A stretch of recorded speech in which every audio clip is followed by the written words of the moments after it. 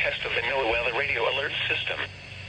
During hazardous weather and emergency situations, the alert tones which were just broadcast will automatically activate special receivers to alert you of impending hazards.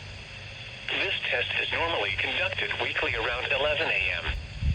If hazardous weather is imminent or occurring, the test may be canceled.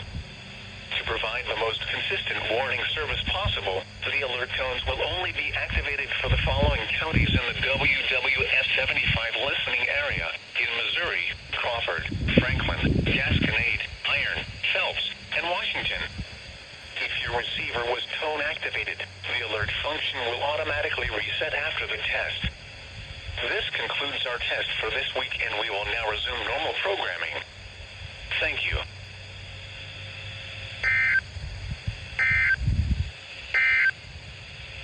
Rest of today,